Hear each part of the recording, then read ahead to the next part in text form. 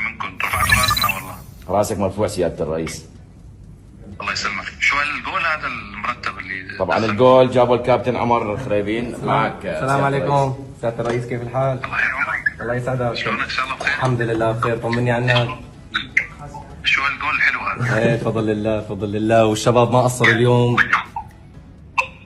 يعني فرحتوا السوريين كلهم يعني السوريين بتعرف كل يوم هلا ما شاء الله افراحهم كثيره.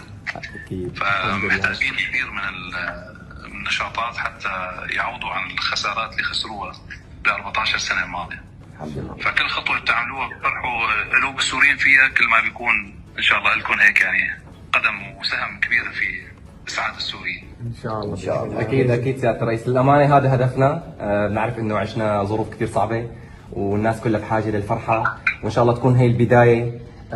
سيادة الرئيس، انت بتعرف كرة القدم هي يعني كثير مهمة بالشعوب يعني، وتعرف انت هي عنصر كثير اساسي، فاللاعبين يعني للامانة والكادر محتاجين دعم على فترة طويلة لحتى نقدر دائما نوصل لفترة كثير منيحة ونقدر نسعد الجماهير، وان شاء الله نحن نكون عند حسن ظنكم وما بنقصر ان شاء الله. ان شاء الله. انتوا بس شدوا لي حيلكم وراح ان شاء الله اوصلكم ان شاء الله ان شاء الله. الشباب رجال ان شاء الله باذن الله.